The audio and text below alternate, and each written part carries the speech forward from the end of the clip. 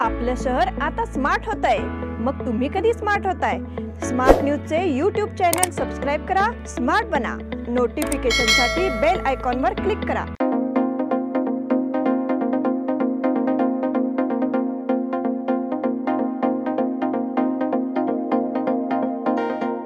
नमस्कार, मैं Anuja Patil smart plus के आज के समाचार में आपका स्वागत करती हूँ। शुरुआत में एक नजर आज की सुर्खियों पर। कांग्रेस ने मोदी के खिलाफ अधिकारों के उल्लंघन का नोटिस जारी किया। पुतिन के खिलाफ international court of justice arrest warrant.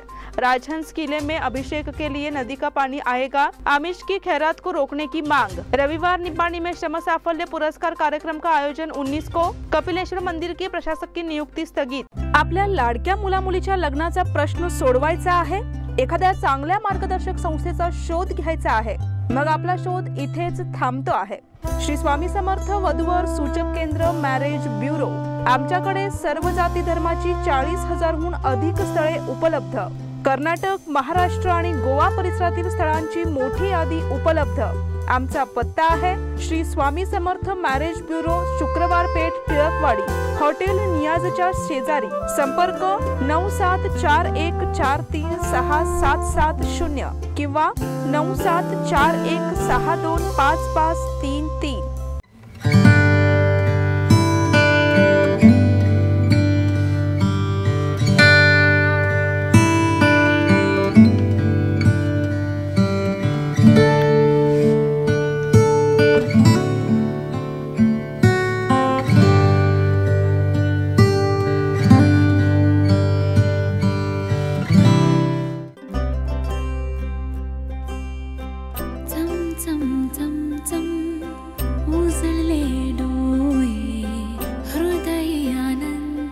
BS Channabasappa and Sons, the textile mall at Tilakwadi, Belagavi.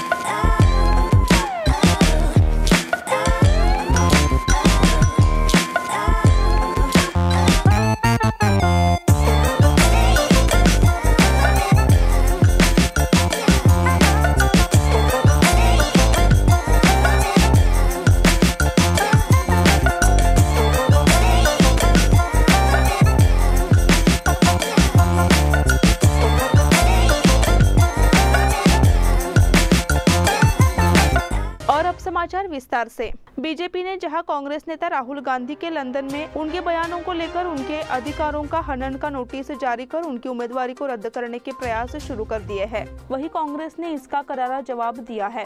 Congress ने शुक्रवार को राज्यसभा में प्रधानमंत्री नरेंद्र मोदी के खिलाफ अधिकारों के उल्लंघन का नोटिस जारी किया। इसको लेकर संसद में बीजेपी और कांग्रेस के बीच खींचतान तेज हो गई है। राज्यसभा में राष्ट्रपति के अभिभाषण पर बहस का जवाब देते हुए प्रधानमंत्री नरेंद्र मोदी ने कांग्रेस संसदीय दल की अध्यक्ष सोनिया गांधी और सांसद राहुल गांधी के बारे में अभद्र, अपमानजनक और मानहानिकारक टिप्पणी की थी। ये बयान विशेष अधिकार का हनन है। कांग्रेस महासचिव और राज्यसभा सांसद के सी वेणुगोपाल ने नोटिस में कहा।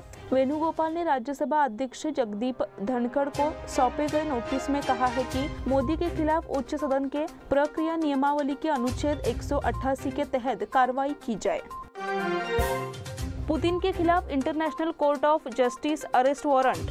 रूसी राष्ट्रपति व्लादिमीर पुतिन अंतर्राष्ट्रीय अपराध न्यायालय ने यूक्रेन में युद्ध अपराधों के संबंध में रूसी राष्ट्रपति व्लादिमीर पुतिन के खिलाफ गिरफ्तारी वारंट जारी किया है। अदालत ने व्लादिमीर पुतिन को यूक्रेन में युद्ध और अन्य अपराधों के लिए जिम्मेदार ठहराया। इस बीच रूस ने इस संबंध में आरोपों का खंडन किया है और कहा है कि राष्ट्रपति व्लादिमीर पुतिन के खिलाफ अंतर्राष्ट्रीय अपराध न्यायालय द्वारा जारी गिरफ्तारी वारंट अवैध और अमान्य है। इस संबंध में बात करते हुए रूसी विशेष मंत्रालय की प्रवक्ता मारिया ज़कारोवा ने कहा, रूस अंतर्राष्ट्रीय अपराध न्यायालय का सदस्य नहीं है, इसलिए कानूनी तौर पर कोर्ट का फैसला हम पर लागू नहीं होता है। हम कोर्ट को कोई सहयोग नहीं देंगे। यह फैसला हमारे लिए अवैध और अमान्य है।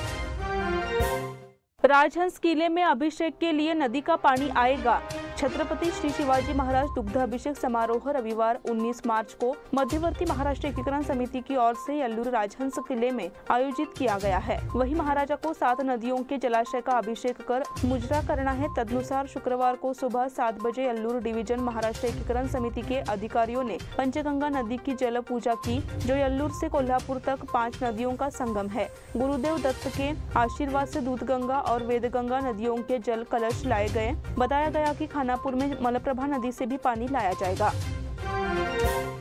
आमिष की खैरात को रोकने की मांग। विधानसभा चुनाव की आचार संहिता से पहले कुछ नियम लागू किए गए हैं, लेकिन कुछ राजनीतिक दल के इसे बाहर रखा जा रहा है। महाराष्ट्र एकीकरण युवा समितियों की ओर से मांग की गई है कि इस तरह की चीजों पर रोक लगाई जाए और छेड़खानी बंद की जाए। इस संबंध में शनिवार को जिला प्रशासन को बयान सौंपा गया। बयान में कहा गया कि वर्तमान में राजनीतिक दलों द्वारा तोहफे, साड़ियाँ, कुकर और अन्य महंगे सामान भेंट किए जा रहे हैं। साथ ही खाने पीने की चीजों का प्रदर्शन भी किया जा रहा है। इस प्रकार पर अंकुश लगाया जाना चाहिए। महाराष्ट्र एकीकरण युवा समिति के पूर्व अध्यक्ष शुभम शेलके ने जिला प्रशासन से इस संबंध में निष्पक्ष कार्रवाई करने की मांग की है। रविवार निपाणी में श्रम साफल्य पुरस्कार कार्यक्रम का आयोजन। दिग्विजय यूथ क्लब और साखरवाड़ी स्पोर्ट्स क्लब, निपाणी नारी शक्ति महिला मंडल, निपाणी इनरव्हील क्लब, जिजामाता भगिनी मंडल, क्रांति ज्योति महिला मंडल निपाणी के सहयोग से श्रम सफल पुरस्कार 2023 का कार्यक्रम आयोजन किया गया है। दिग्विजय यूथ क्लब के अध्यक्ष दीपक इंगवले ने मीडिया से बात करते हुए यह जानकारी दी। यह कार्यक्रम 19 तारीख को रविवार को दोपहर 3 बजे मराठा मंडल सांस्कृतिक भवन में होगा। उन्होंने बताया, इस मौके पर साखर स्पोर्ट्स यूथ क्लब के अध्यक्ष अशोक राउत, बाला साहेब कालस्कर, वैजयंती बुधाचार्य मौजूद रहे। कपिलेश्वर मंदिर में प्रशासक की नियुक्ति स्थगित। शहर में और दक्षिण काशी के रूप में नामित प्रसिद्ध कपिलेश्वर मंदिर के प्रशासक अंततः नियुक्ति पर रोक लगा दी गई है। जिला प्रशासन के उच्च न्यायालय आदेश को निलंबित कर दिया गया है और एक अच्छा धमाका हुआ है। जिले के 39 ग्रेड सी मंदिरों में प्रशासक नियुक्त निर्णय जिला प्रशासन एवं दान विभाग द्वारा लिया गया था, लेकिन कपिलेश्वर मंदिर भी स्थित होते हुए भी उस पर प्रशासक की नियुक्ति के संबंध में सूचना दी गई। साथ ही 39 मंदिरों में प्रशासक नियुक्ति करने का फैसला लिया गया। सभी मंदिरों को नोटिस भेज दी गई है। अब समय हो गया है छोटे से ब्रेक का। आप देखते रहिए स्मार्ट प्लस।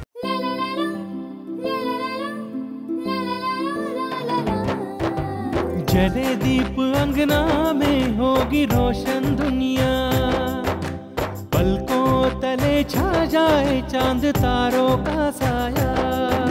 रंगोली में खिले रंग खुशियों की भी तरानी, तन मन झिलमिल जाए हर पल होंगी सुहानी। ये अटूट बंधन खिले हर आशियाना, रंग वस्त्रों का खजाना मन भाए आराधना। रंग वस्त्रों का खजाना मन भाए आराधना। आराधना मारुति गली बेलगाम। मन भाए आराधना।